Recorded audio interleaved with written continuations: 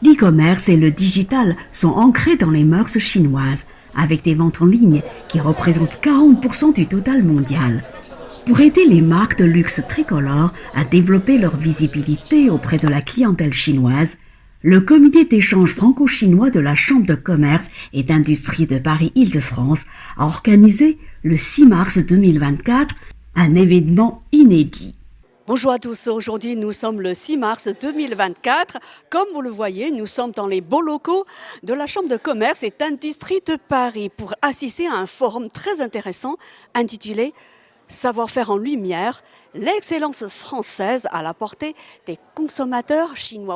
Devant un auditoire attentif en quête d'informations sur l'évolution récente de l'e-commerce et du digital en Chine, Dominique Restineau, président de la CCI Paris-Île-de-France, a prononcé le discours d'ouverture. Il a déclaré « La Chine sera le premier marché mondial du luxe d'ici à 2030, ce qui ouvre de nombreuses opportunités pour les entreprises françaises d'excellence.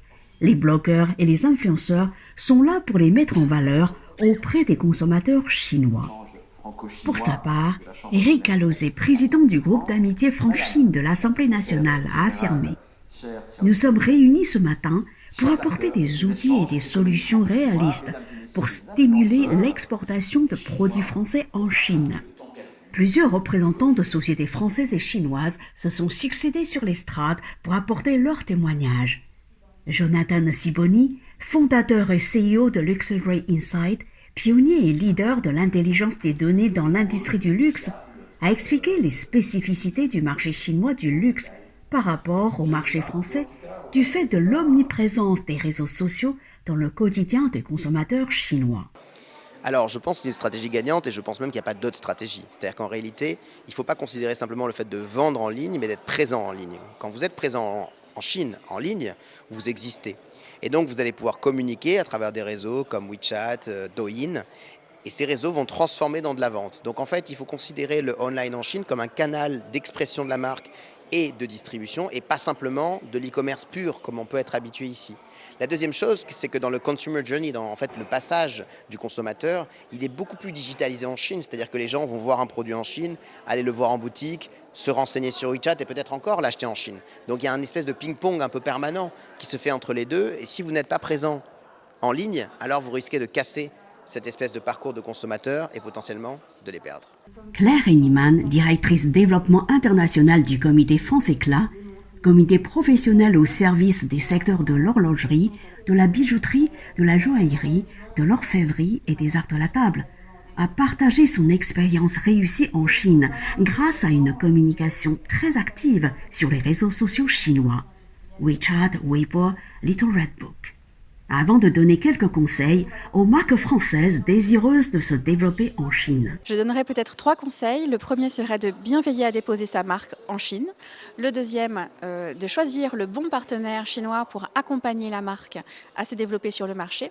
Et troisièmement, en termes d'image digitale, bien maîtriser sa communication pour avoir la meilleure image de marque possible.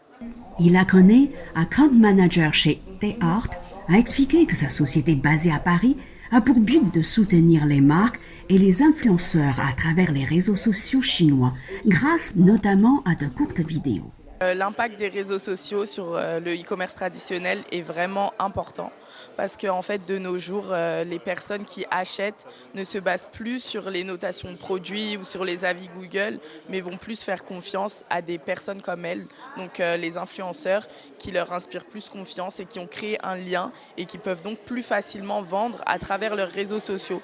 Donc les réseaux sociaux, c'est plus seulement un endroit pour se divertir, mais c'est devenu une plateforme où on peut également faire du e-commerce directement.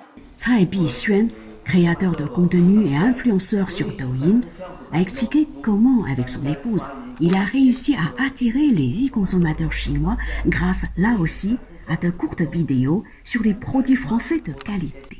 Maintenant, on a développé sur le réseau chinois et surtout avec la vidéo. Maintenant, il y a beaucoup de clients futurs qui regardent notre vidéo. Ils sont très intéressés la culture et l'histoire de française. Et en même temps, on a présenté toutes les marques et avec le produit en qualité pour notre client. Et parce que le client, quand il regarde notre vidéo, le marque, tous les produits sont là. Comment utiliser, comment on prend le vin par exemple pour boire. Et aussi nous, dans notre chaîne, et les gens ils regardent des vidéos en même temps pour découvrir la culture française. Reportage par Mantara TV.